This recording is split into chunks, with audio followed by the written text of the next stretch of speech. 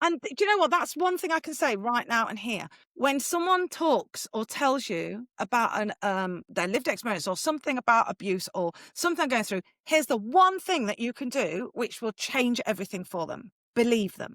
Just believe them. That's it. Do you know, there are so few, the amount of times people say it and it's true compared to the amount of times when people make it up is so disproportionately huge.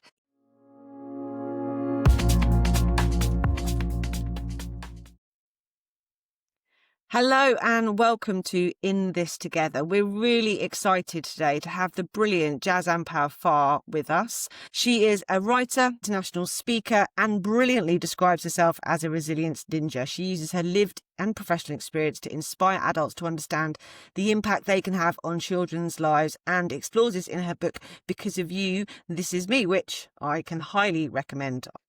Ate it all up in a very short amount of time. So thank you so much, Jaz, for joining us. It's a pleasure. It's good to see you. And we have got Laiba here, as always, and we are really keen to talk to you really about your book. And your book really focuses on the profound impact that adults can have on children. I think that's, if nothing else, that's the important message today, that every educator, TA, midday supervisor, every adult absolutely can have have a huge impact on young people.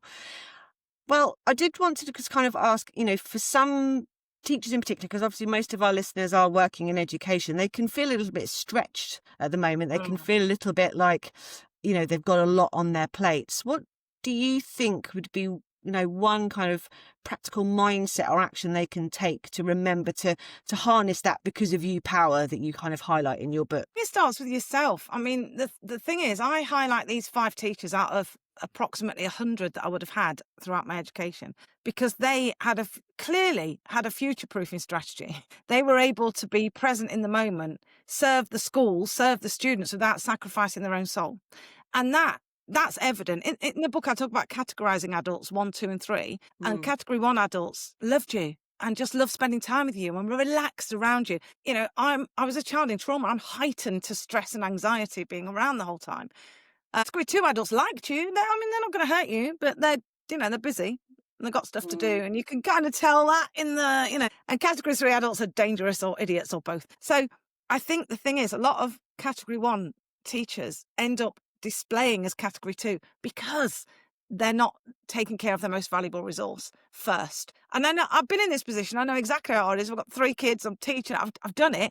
But I know at the end of the day that being able to make sure that you are able to show up as your full fat self is the number one biggest thing you can do. So it's not, what else do I have to do to show up for these kids? What other thing do I have to add to my already back-breaking workload? It's, where can I stop and breathe? Where can I just be? What can I add to my to-be list instead of my to-do list? And I think that's the number one thing, because it's not like we don't know how to build relationships. I mean, we've all got friends and we've all had toxic boyfriends. I mean, we know what good and bad looks like in relationships, but it's that I'm always kind of like, I don't want to hump more stuff on. And now be human first.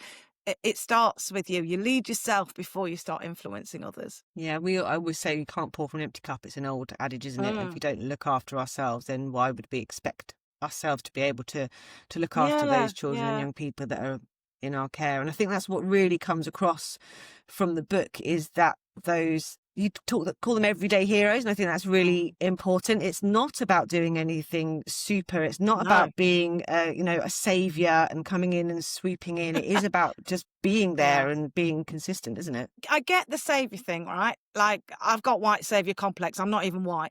I want to solve everyone and make everyone better. I get it, but Sonia Blanford wrote a book, Born to Fail, about the working class in education, and she had this beautiful phrase of value over rescue. And I talk about that so much, because if you value someone, you eventually, they value themselves. They see value. If you rescue someone, that's great for them. But unless you're going to be with them at every point in their life when they have a challenge, it's the whole thing about fishing, isn't it? So for me, it's the tiny things that made me feel valued were the things that made the difference. I mean, my kids, I keep saying, and my kids hate it, but my kids are namby-pamby, cuss-cussy middle class kids, right? They don't. You can be in a bad mood. It's not going to affect their learning, right? They can have their hand up. You're not going to ask a question. It's going to be fine. You would do a topic on castles, I take them to see a castle. They're covered. They are order navigators. But chaos navigators, which we can all be at any time, I don't know, you've lost someone you love, or your granddad's ill, or your hamster died, or you've just landed in this country, you don't speak the language. Whatever chaos you have to navigate, they're the students, they're the people, they're the children, they're the teachers who need us to meet them where they are. And by meeting people where we are, we actually enhance everybody's experience. Someone said to me at once, yeah, that's great, but what about the normal kids? I'm like, okay, first of all, could we just think about language? Second of all, rising tide raises all ships. It's not that my kids don't respond to people doing these tiny things. It's all paying into emotional bank accounts. And I think that was a big thing. I talk about 3 E's a lot. I don't know if I put this in the book. The idea that you empathise, engage, and then enrol. Now, what I see is that in marketing and charities, that they engage with you first. They empathise with you first. They stand alongside you, do witness. Then they engage you in a conversation which you're interested in. Then they seek to enrol you. But and that's a really good strategy. I kind of named it as that's what's happening. That's how I'm being manipulated by adverts and marketing, but they're doing it so well. But often with schools, what we do is we expect immediate enrolment. And now that might be easy for kids who have had a practice in that and are secure. That was impossible for me. You're not going to get immediate enrolment. I don't know that you're a safe adult. And actually, by you even expecting it, it's deeply wounding and offensive to me, because I'm like, what, I should trust you after everything else? So I was always primed for anxiety and fighting because I felt like I had to protect myself because nobody else was up for that. So these tiny things, these everyday hero moments, on the gate, meeting someone with a smile, saying hello in the morning, being how Roberts talked about botheredness, they are literally the foundations for an outstanding curriculum. I don't know how you navigate it without that. Absolutely. Okay, so I'm gonna go in next. I think it's only relevant I share a little bit about myself because it will make sense. I won't go too much Okay. into it, but it's relevant to what I'm about to say. So I think the reason why Becky invites me to these podcasts is because I have what I'd like to call a life full of a roller coaster of a journey, I'd say. The people that saved my life and changed my life were my teachers. And this is why I relate to what you were saying. And when I was Yeah. reading the script for today, I was like, actually, I relate to this so much because I'm a survivor of abuse. And I would only realize it when I hit secondary school. And my way of showing how affected I was by pushing teachers away. And actually by saying, Yeah. you do not enter my safe space. You do not enter my boundary line because I know you're going to hurt me, because everyone Yeah. that cares about me ends up hurting me, or everyone that I really love ends up hurting me. So go away. And I had a bunch of teachers from secondary school all the way up until sixth form that didn't give up on me, and they just kept going Yes. and going and going. And then I met my everyday hero, the person that I don't think gets enough credit to why I am the way I am today. Why I became an award-winning advocate was because one teacher decided that me saying, no, do not come near me, do not talk to me, I'm not going to let you in, wasn't enough. He just kept going and he kept going and he kept going until I realized that he genuinely cares about me. So I get it, like these everyday teachers do have a profound impact, because the reason why I can sit here today and do a podcast and become an award-winning advocate and have over 50 level of lived experience work that I've done is because a teacher decided that they weren't going to give up on me and made me realize that I might have had loads of hurt and pain in my life, but now I'm going to be exposed to teachers who will go above and beyond. But the most important part is they didn't try to be my savior, because they didn't think I Don't need needed that. saving. All they knew was I needed someone to listen to me genuinely and show me unconditional positive regard. And so the reason why I'm talking about a bit about me, because this question really links in.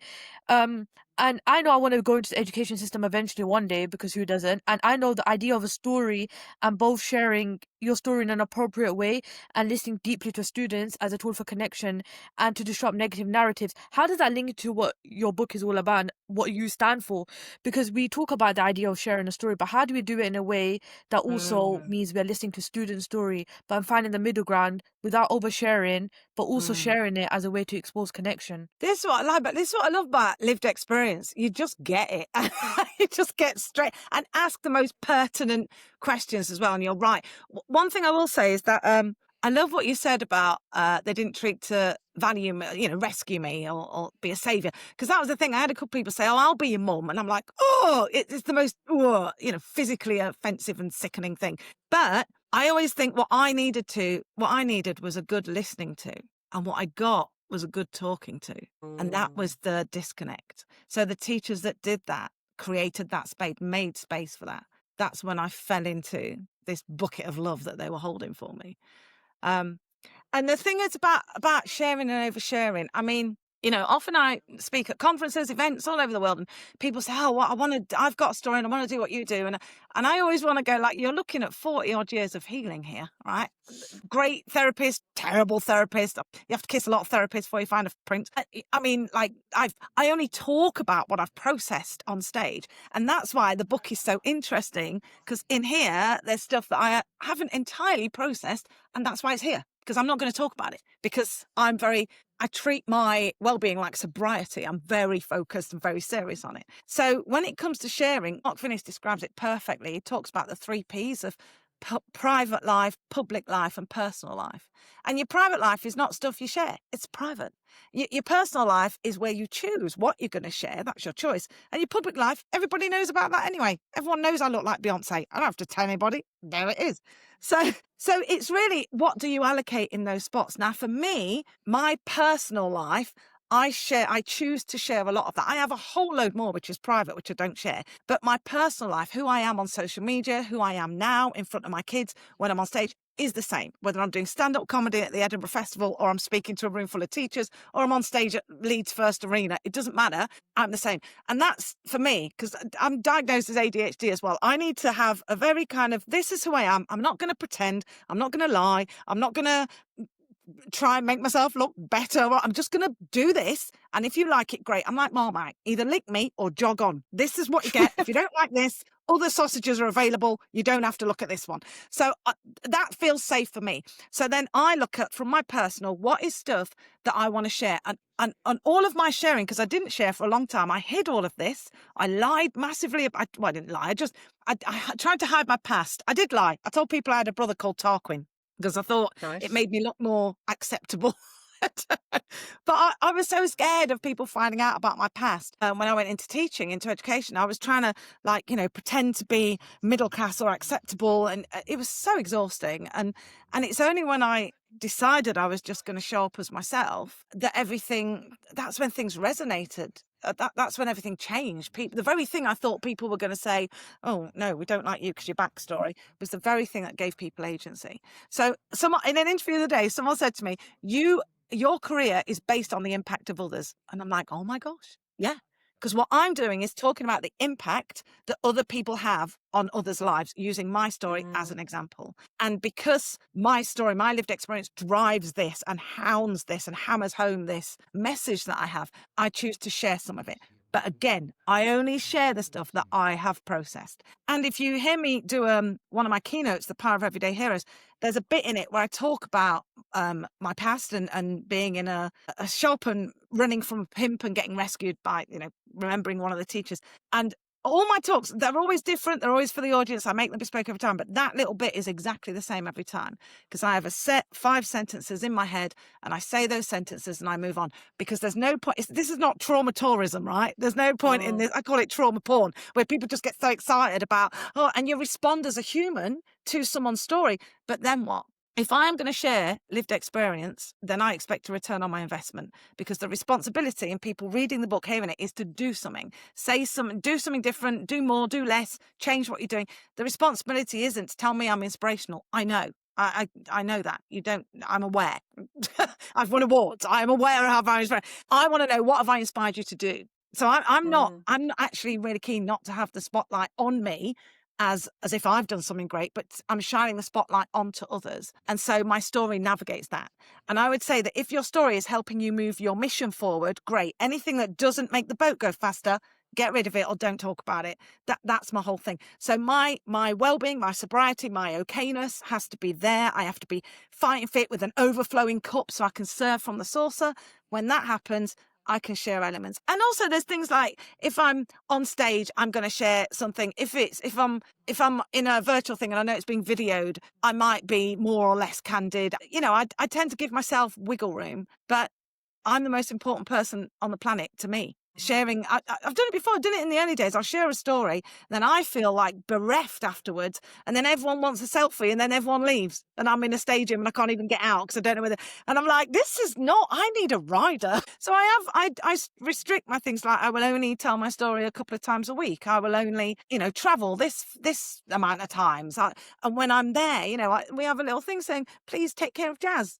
She's going to give you everything of her. Please make sure that at the end that when people come up and share their story, that there's someone there to help Jaz, help them to find the appropriate person to talk to. So I've learned this the hard way by sharing too much and then feeling awful afterwards. And you've got to do the work. If you share something that's hurting you and you haven't processed it, you're just sharing the burden of pain, and that doesn't help anyone move forward. If you share something that you've processed as an example of how you can move past pain into healing, then that is making a difference in the world. So that's what I measure it against the whole time. That's like really interesting, because I relate to so much of what you said. Is firstly, like I've starting my journey of talking about my experiences like very in the last few years. I've done it and stuff, and I do get people reaching out like, come on stage, come and share your story, and I've had to say no a few times because there is some elements of my story that I don't think I'm ready to share because I've not done the work. But there is a huge part of it that I know the amount of, oh my God, don't get me started on the healing journey. It took everything out of me, but I did that work. So it's up to me when I decide I'm going to talk about it and stuff. So what you're saying is something like I completely relate to, because you're giving so much of yourself out there in the world. You're not asking, and I agree with you. I hate being called an inspiration. I hate being called resilient. I know I'm all those stuff. Obviously, it doesn't take rocket science to figure that out. But like if you're gonna call me all those really cliche trauma words, do something about it. Like, what have you learned from me? Like, I've always said this to people I give my story to, like, okay, now what you're gonna do about it? Do something about it. And it's hard. I find it hard because there's a thing between, depending where I am in the day, but there's a thing between being able, it's a real skill, Laiba, to be able to invite someone into empathise, engage, enroll with someone. When, like, I was at one talk and somebody came up to me then and said, can I touch you? And I'm like, I understand that I've failed in that space because you're seeing me as something amazing, and I'm amazing by choice, not by accident. I was meant to make you feel that you could do something amazing. I've totally failed. So, but I don't want to make people feel, I don't want to hurt people. I want to hold space for them, but I also want to kind of move them into that. So I shared my story. While I was talking, it became our story. This is our story. But now it's your story. What are you going to do next? It's a real art to be, and it's something that I have not always got spot on, honestly. So give yourself a bit of grace. Don't give yourself a bit of grace and space. And the moment I feel myself getting frustrated, that's when I know I need a break. I'm overdue a break. So it's not a perfect system, but it kind of works when you're trying to keep yourself serving without sacrificing, which is what I try and do. And I guess for educators listening, the challenge can often be, when we go into teaching, we're taught to keep it, if private is private, and you never share anything about your personal life. And don't smile till Christmas. Honestly, yeah, I know that's my worst one. I say that. That is still being taught today. I know. Don't smile till Christmas. And I think I know lots of people that have gone into education, like yourself, because they want to make a difference because of the experience that they've had. And how do we have, because some people will tell you it's a safeguarding concern if you share something private about your life that you've experienced.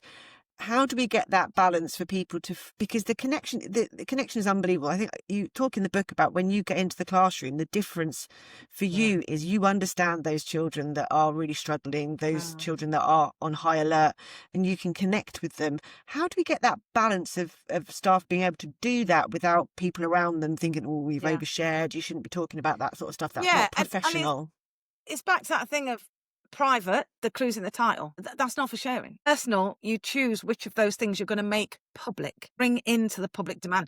That doesn't mean telling one kid. I always say, you don't come into school in the morning and go, oh, I think I've got a problem with alcohol after last night's performance. And on the way here, I got involved in some human trafficking by accident. Year 2 don't need that information. It's got to be relevant to what you're doing. For me, I was teaching phonics in a reception classroom, and I would say, you know, last night I made my husband a jelly, and I just got it to the table before I came on. I didn't make him a jelly. I've made jelly before, and I've had a husband before, but I didn't do that in that same thing. But that is a story that I told them, and then they were loving finding out these little bits, like I've got a cat, you know, like things like, you know, on my way to school I have to go up this really steep hill and I'm always really out of breath. All of that stuff is endearing. So you don't have to share anything massive. But I think to your question of, you know, when this thing of when we talk about, you know, a safeguarding issue, safeguarding relies on humans, right? We can have amazing safeguarding practices, but it relies on us. It relies on humans hearing a disclosure and acting on it, not thinking, well, I'll leave that till Monday because it's Friday at 3, or I don't want to, I don't want to, and then massively having this huge wall of self-preservation so that we appear robotic. That's why my company, and I talk about in this book, is called Be Human First. Human first, professional second. Now, this thing, don't smile till Christmas, that is told to protect you. And I completely understand. It's someone who cares for you saying, if you open your heart in this profession, you will spend a lot of time in pain and crying. And I would say teaching starts with, it's about relationships. You are going to cry. I mean, I don't know how you get that. You don't want a job where you don't get involved. Go and be a plumber. I don't know. We need more plumbers. Do that. I need more, but you can't get any plumbers around it. Anyway, I need a plumber if anyone's listening. But what you can't do is when you lock yourself down, someone like me, someone like Laiba, someone who has lived with someone who is bipolar or is on the spectrum, or as a child growing up in that, you are used to reading body language, facial expression, micro expression. We are ninjas at that. So I'm reading you all the time, and what I see is someone being guarded. Well, where do I see that? On the streets. So you're giving messages that are actually the wrong message. You can be human without becoming broken. You can be personal without sharing a load of private stuff. You've got to find a way of finding what's relevant. And also, this is why I produce a lot of videos for young people and for adults, DSLs, etc., to use with young people that don't talk about them directly, but talk about, here's my experience of when I didn't feel like I was good enough. And that is a video that they can show to someone to then bring out a conversation. But we're supposed to be spending most of our time listening anyway.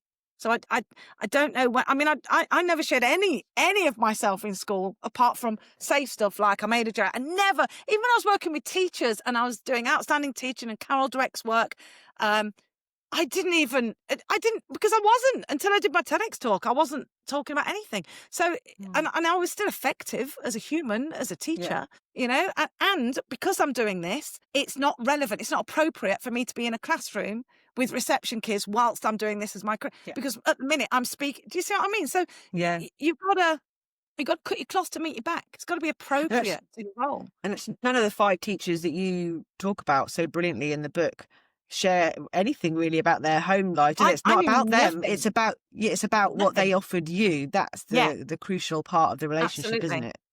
Yeah. I knew Mrs. Cook lived on a hill, and I knew Miss Archer had twins, and that was it. I don't know anything else about anyone. And that some of them had dodgy clothing. But and Mr. Williams was Welsh. That was, you could not know that. Dragons all the time, all of Wales. Everything was invented in Wales as well, which I still think my history is skewered because everything we taught, that was Welsh, originally Welsh. I mean, my family are all Welsh, so I'm happy to go with that. Oh, there we go. Everything came from Wales. Spreading this misinformation. And on a wider scale, what role do you think that school leadership plays in that being human first approach? What do they need to be doing to create the right environment for it? Oh, I could tell you that. School leaders need to be leaving school at 2:00 on a Friday afternoon saying, so long, suckers, I've got a life. Maybe not. But they need to be walking the walk, right? You can't talk about well-being and then start sending emails out 11:30 at night with a little thing that says, I email when I feel like it, but if you don't want to, that's fine. You're my boss. If you send me an email, I'm going to respond to that email. Do you know what I mean? It's like, you've got to live it. You've got to live it. So I often, when I do wellbeing days, a wellbeing, like for Mats and trusts and conferences, do a wellbeing afternoon. And we always, I probably shouldn't say this because it's going to ruin it for everyone, but I always say to them, can you tell them it's going to finish an hour later than it is? So if they want to finish at 3, we tell them it goes on till 4.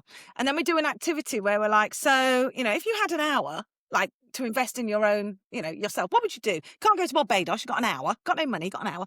And they all come up with things. And then we come back for the final activity and I'm like, all right, that's it. That's the end. I'm going to sit here if anybody wants to chat, but you can use this time to go to the pub, go and do some emails, but know that you have this time to invest in yourself and you chose what you chose. The leader of a school stood up once.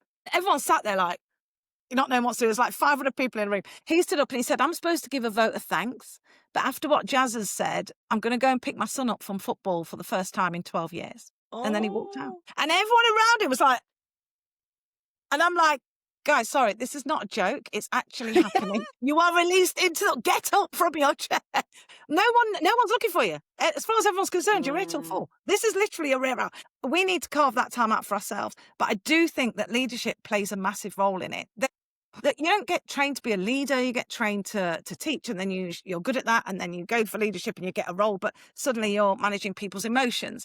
And what I do say to people is your boss is not your mum, stop like pouring everything out. You are responsible for your own rescue. You have to participate in your own rescue. You can't let your boss is not responsible for you. But they do have a responsibility to be. Leadership is this way, get paid more because you have to trust people but earn their trust. You have to set people up to win and forgive them and give them grace, but you have to stay very hard on it yourself to model it. It's difficult, and you have to be fallible, and you have to be human. And the best leaders I've had, the best leaders I've seen in schools and maths and trust, are when they sit down at that beginning meeting and go, I am going to get stuff wrong. Let's work out now how we're going to manage that so that when it happens, we're not all running around with our heads on fire. Because I am a human being, and I am going to show up for you and fight for your highest good. And I'm probably going to offend you and get it wrong as well. So let's work out how we approach that now.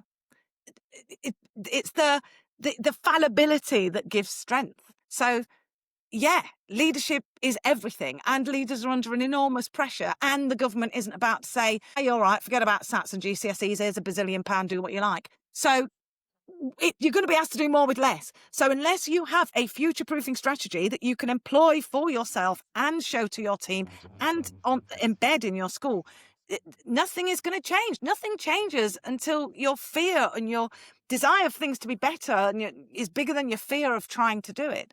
And most of our work is with leaders, flying alongside them, being with them. Because in any other vocation, you'd have supervision if you were head of a school, head of a mat. Well, don't get me started on that, Jaz. It's appalling, isn't it? It's appalling. It's ridiculous. Yeah, I know. And I think it's really interesting that if I think about some of the situations that you experienced where you were let down quite badly by, and I was like screaming my safeguarding training at the book as I was reading it, that probably comes down to poor leadership. Those are people covering their backs, not wanting to make a fuss or worrying about what leadership, that doesn't come in a space where they're safe to make difficult decisions, does it? It's fear is a great. I keep saying, who's driving your bus? Is fear driving your bus? And back to the don't smile till Christmas. That's driven by fear. Back to the leadership, making decisions, hard line, the whole zero tolerance debate. It's all down to fear. And so I personally do not want to live a life that is driven by the fear of something happening, because I don't have any spare lives hanging up in my wardrobe. This is it. So I choose to live a life moving towards something brilliant rather than away something I'm afraid of. And I think when you become a leader, that it's easy to start being driven by fear, because there's so much, you feel the weight of responsibility. And it takes, that's why I talk about being 10% bravery. It takes a lot of bravery to say, me and my house, we're going to serve our students. That might not always look like it has to look according to the lens that we're judged under, but that's what we're going to do. That takes a lot of bravery. Yeah, and Mr. Williams standing outside the classroom with a cricket bat, which is probably my favourite moment of the whole Probably book. got fired. I mean, can you imagine? People keep saying, have you found anything? It's like that. He's probably in hiding, that boy. I don't know. He's working in IKEA or something. Yeah, it's ridiculous. And also, I know I'm writing about a different time. Safeguarding wasn't a thing. It wasn't a thing. And so sort of for me, discovering safeguarding as a teacher myself and thinking, what? Hold on. What? Yeah, I bet, yeah. Oh, no, sorry. That's been a real journey as well. I mean, but sadly, you say it's a different time. They've only just released the report around child sexual abuse that highlighted that there are still many young people that have spoken about their experiences and not been listened to and not been taken seriously. And do you know what? That's one thing I can say right now and here. When someone talks or tells you about their lived experience or something about abuse or something going through, here's the one thing that you can do which will change everything for them. Believe them. Just believe them. That's it. Do you know, there are so few. the amount of times people say it and it's true compared to the amount of times when people make it up is so disproportionately huge. Yes, you may fall into a point where you say, I believe you, and then it turns out later they weren't being honest. But you know what's more likely? A lot more likely that you're going to be the first person that listened, because I disclosed several times and I was not believed. And the time between having to find the words and the courage and the agency to actually, and the person who might even hear you to do that again, I can't tell you how crushing it is. If I'd been believed the first time I'd spoken, we wouldn't be having this conversation. I wouldn't be here. Absolutely. Yeah. So that's my one thing. If someone tells you something, believe them. Show you believe them with their face. Say you believe them. Believe them. That's it. That's all you need to do. Oh, one more thing. If you're in charge of safeguarding, when the school photos are being taken, for the love of God, smile in your photo. On those posters that we get up. And then when you're sitting on the bog and it's on the back of the door, if you have a safeguarding concern, come and see one of these people. And there's 3 people like that. The photo isn't for you, right? It's for someone else. Just smile, okay? It's for a scared child or young person. You're older, fatter, uglier. Just enjoy this now. Just smile. Don't worry about how you look. They're my 2 big pieces of advice. You know what? Becky wasn't joking when she said I'd love this podcast, because I'm absolutely loving it. Like everything, like, you know what? I'm looking at you and I'm thinking maybe in the next 20 years I might become like you, because your passion, your energy, and what 20 you stand years. for. I'm giving you 20 years. You'll be doing this. No, I have a lot more maturing to do, but like I'm listening to you speak and I'm thinking this is exactly what I stand for. And this whole idea of just believe them, because trust me, when I was in primary school I tried to disclose many times, but the teachers just didn't take me seriously, because I would go from being outspoken to going quiet in a space of 2 minutes, and they're like, how did you just do that? And so, but if they did at that time, maybe I wouldn't be this person I am today, but thank God they did, because I wouldn't be getting paid for my experiences now.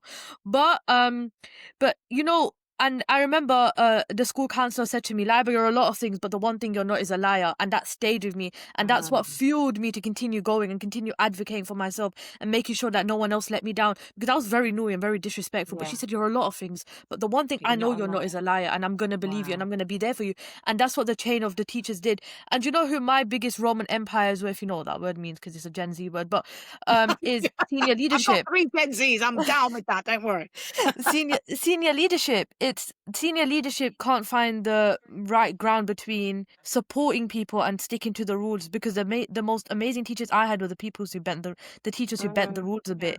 Like, for example, my school counsellor saw me 3 times a day, even though I was seeing CAMS and getting a hell of a lot of therapy then. By the rules, I wasn't really supposed to be seeing her because I was already getting CAMS, but she continued seeing me because she was working for me, and it was working and it was doing remarkable work. And she said, I'm not gonna stop. And after leaving, I read my notes and I was thinking, bloody hell, she went through a lot. They kept telling her to stop seeing me and she didn't stop. And she saw me for 5 years, 3 times a day for 5 years. And it's the teachers who bend the rules. And senior leadership, unfortunately, can't do that, because, I don't know, it feels like they're like binded by some sort of contract where they're like, you need to be like Scrooge, just do your job, don't do anything above and beyond. But then on the other hand, I've seen amazing senior leadership team. I've seen senior leadership members who are like, Laiba, you can break a window and I'm not going to permanently exclude you. And that stayed with me because they saw me more than my behaviour. Now, I have a question, right? I want to know from your perspective, how much do you think trauma-informed training and the way you tell your story to students plays a role? Do you think teachers who have lived experiences, let's say I become a teacher, do you think I'm going to need trauma-informed training when I deliver this story because of the fear of re-traumatizing students? Because I've had teachers tell me their story and it has been a bit like, oh gosh, do you think those members of staff should get a little bit of training on how to deliver a story? Because we've had the training, we know how to do it. But not all teachers get that training. Yeah, and I think I've been at conferences. First of all, I am so in awe of you. If I had your intelligence and ability to wrap words around feelings. How old are you? What are you, like 12? I mean... No, I'm 20. I'm 20. 20. It's the same thing. If at 20, I'd had your brain, I'd be running America by now. So this is why I say 20 years. You're kidding me, aren't you? And as an aside from this, I'm like a mother hen. Every other month I do a little chat for everyone who's in the space talking about lived experience. So when you're ready, you come join that because we'll talk about and share things. But anyway, what was I talking about before? I had a really good point. I forgot it. Conference. So I've been to conferences where they have a psychologist on before me and they'll be talking about ACEs and trauma-informed everything really. But as part of it, they might get the ACEs quiz out with the 10 questions. And the way I've seen this done quite often is that they'll share the quiz and go, here's the 10 questions. If you get more than 4, they don't say this, but if you get more than 4, you're going to get diabetes and die. All these things can be connected to physical ailments. And they go, right, so any child who's got more than 4, blah, blah, so you have to keep your eye on blah, blah. Anyway, here's Jaz. And I'm like, whoa, can I just hold a bit of space for a minute? Because what I know is that some people in the room have just found out for the first time that they've got 4 or more ACEs. And they're currently spinning, going, what am I, what? Everyone's got a story. It's not the disadvantage Olympics where we try and compete with each other about who's worse. If the worst thing that happened to you is that your mum won't let you ride on the back of your boyfriend's motorbike, and that is what you're still stressed about, then that's your trauma. There's no judgment on it. There's no better or worse. It just is. The work that you talk about and that I've spoken about, and the work that needs to be done, is for you to get to a point where you can exist in the world as your best self, whatever that looks like. And if any of your trauma is going to be at the forefront, you're always in a more dangerous position. Look, when I first started teaching, there was a lot of stuff I hadn't processed. I had kids that said things to me, and immediately I would flare up for myself. But what I would always do is move the lever back onto the child. This is not about me. This is about them. And their safeguarding practices were really helpful, because I just fought step by step by step by step. I do this, I do this, I do this. I make sure they know I believe them. I make sure they know they're comforted. I make sure they know they're okay, blah, blah. I know the procedure. So it was actually quite helpful. But it left me wrecked. It left me wrecked. So I had to have something in place. And obviously you can't plan for when you're going to get disclosures, but you can have a strategy to know what to do when you don't know what to do. And it even, I'm being totally honest, right? That's even happening to me this week. I had a massive thing where the book's out there, the film is winning awards. There's a film about my childhood that's winning awards. The book just got nominated for an award. I'm an award-winning speaker, and I'm going to America a lot. And I just suddenly sat and thought, oh my gosh, what if people don't believe me? What if people say I'm lying? What if Mrs. Cook says, you were never in my class, you made all this up? What if I had a real nice childhood and it's totally irrational. None of that is real. But because of the amount of times and the impact of not being believed had on me, it's still there. It's after all the work, I've still the pressure. I can still spiral into what if no one believes me? Why am I? That's insane. And even if they don't, so what? It still happened. But, and then I'm like, okay, there are police records. There's my record. I'm still in the space where I'm trying to prove myself sometimes. And that, because this week there's been a lot of, people talking about the book, and there's a lot of things there. And even I have to regulate myself and go, okay, so what do I need? So it's not a case of I'm going to be okay. I'm going to get myself to where a child discloses, I'm going to be okay. I would say if a child talks about an adult hurting them in the way that I was treated, in the way that I was hurt, and you're okay hearing that, then you need to get therapy yourself, because it is never okay. The moment you get so hardened to it, it doesn't affect you, do something else, because we need humanity in this space, if anywhere, in this space. But it's just about having that, what do you do when you get to that point? And in terms of sharing stuff, let me talk about my kids. I've always told my kids the truth. That's my choice. I have chosen to tell them what's appropriate for their age. So when they were kids, they knew most adults are lovely. Some aren't. My parents weren't, so I had to live with other adults. That's what they knew for a long, long time. My eldest is now an adult. She knows everything. My TED Talks, my book, it's all that, because I want to be the same person in every space. So it's appropriate to their age, what I've told them and what they know. Do you know what I mean? So you've got to calibrate support and challenge for people individually. Too much support and it's entitlement. Too much challenge and they'll do it out of compliance. So you're always calibrating the support and the challenge that you give when you're in that space. But what comes through every time is, what would it look like if I was a human who had empathy first? And quite often the power will come from a brilliant person like Laiba being in the classroom, will be that they will understand. They will see. Yeah, you don't need to share your story. You'll just know, and you'll be able to understand. I do want to just talk about one more thing before we finish, because the one really key thing that came from the book from me, and probably because it's something I bang on about all the time, but you really just hit the nail on the head. So I'm going to read your own book to you. Is that weird? I'm going to do it anyway. Lovely. I love it. The section that I highlighted and everything. While others saw a vulnerable and disadvantaged student displaying challenging behaviour, someone who was persistently late, difficult to engage, and didn't appear to care, he saw a valuable young person from an under-resourced area displaying distressed behaviour and brimming with potential and possibility. Yeah. And it's just that change of language That is so, and you say later on, don't ever refer to a young person in a way you wouldn't be happy for them to wear on a t-shirt. And I was like, yes, that is it. We know we've got to think about the language and the way that we're talking about young people, because it will influence the way we see them and the way we interact with them. Can you tell us more about? I was talking to there James about Mannion language. about this. I think we need a whole new language. So my records, my notes that I read, there were 3 words that jumped out. One was disadvantaged. I'm like, that's my community you're talking about.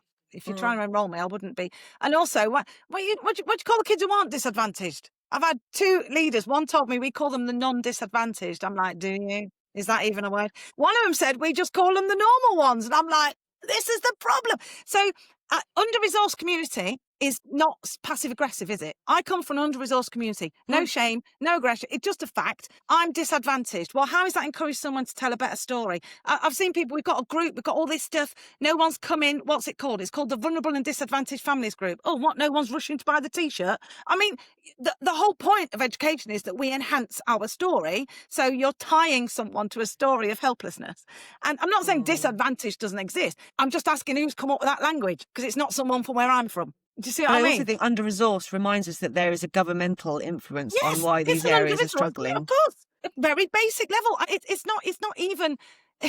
So maybe it is passive aggressive because it's digging the government without saying you're digging the government. But it's just saying this area does not have the resource that will enable me to turn up at school as an order navigator ready to learn. So I will need some translation. You might have to step out the school gate a little bit to meet me where I am. And the vulnerable thing, this really annoys me because I was more resilient at 6 than many of the adults in my life were ever going to get a chance to experience. So saying I'm vulnerable always made me want to go, excuse me.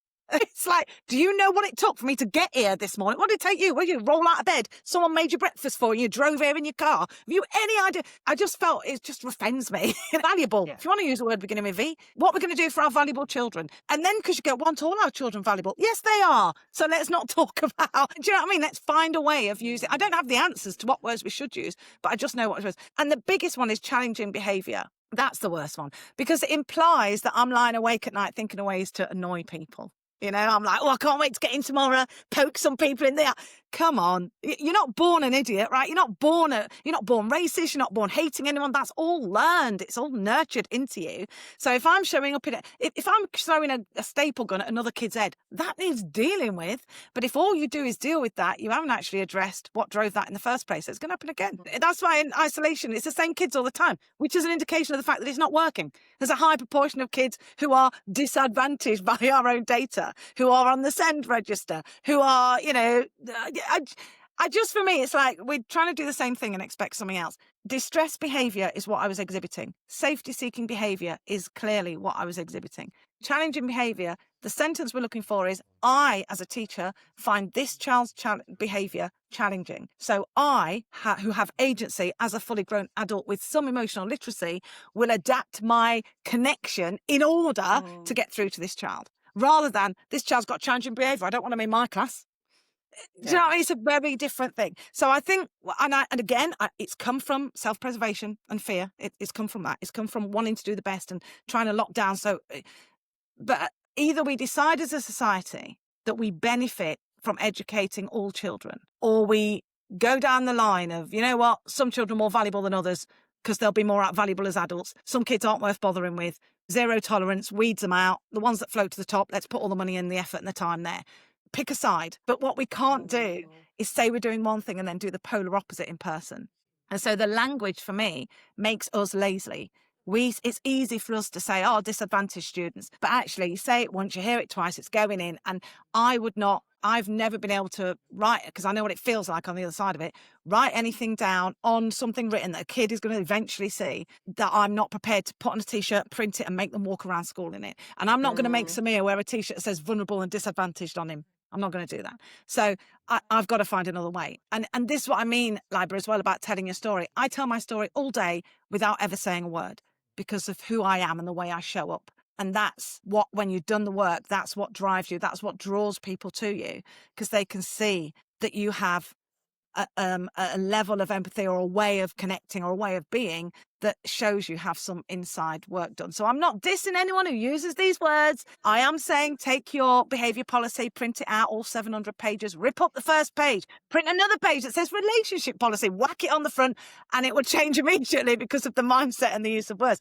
But I just would love us to think about, who is this language serving?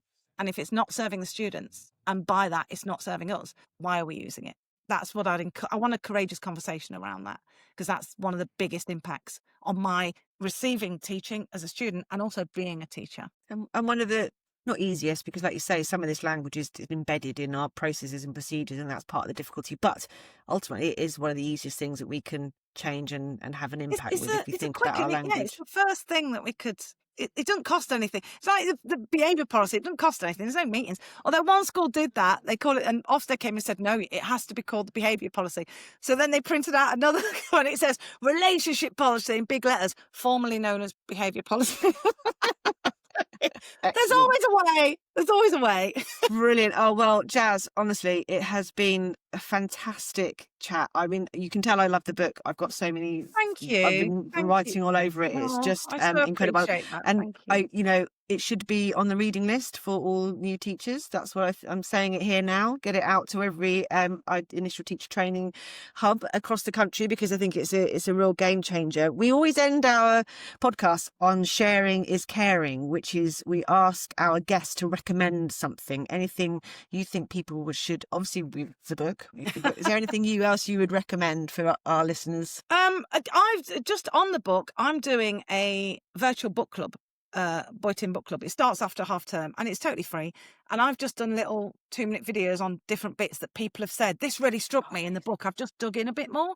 So, and there's a chapter for every half term from October through to the end of term. So that's totally free. It'll be on my website. You can go find it there and then join on. I'd recommend that because it's there and it exists and the videos are there. I don't have to keep saying stuff. So it's an easy way of getting to my heart without having to get me in. But it's a bit of an odd thing as to what I would go for it. Sharing is what I'd recommend. But I would skank off whatever you're supposed to be doing next. That's what I'd recommend.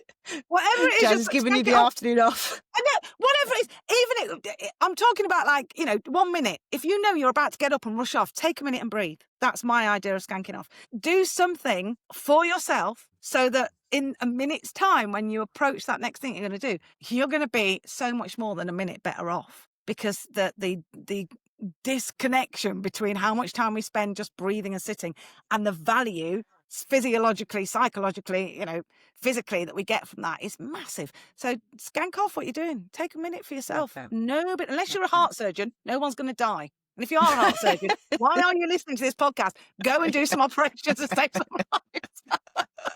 Is that helpful? Brilliant. I don't know. I love that. I think that's perfect. Yeah. So if you're listening to this podcast, Jaz is telling you to stop. My book. Thank you. I really appreciate it. that and for highlighting it. It means a lot when people who know safeguarding read that book and say this is a resource. So thank you for that. It's redemptive for me. Oh, well, it was an absolute pleasure. Thank you so much. And thank you to those of you listening. We would love you to follow us on your podcast platform. And if you feel able to give us a rating and review, that would be wonderful. It means more people will find out about the podcast. And we think, particularly this one, these are conversations educators need to hear. Don't forget to drop us an email if you have any thoughts, comments, questions, or want to share some brilliant work that you are doing for well-being in your setting.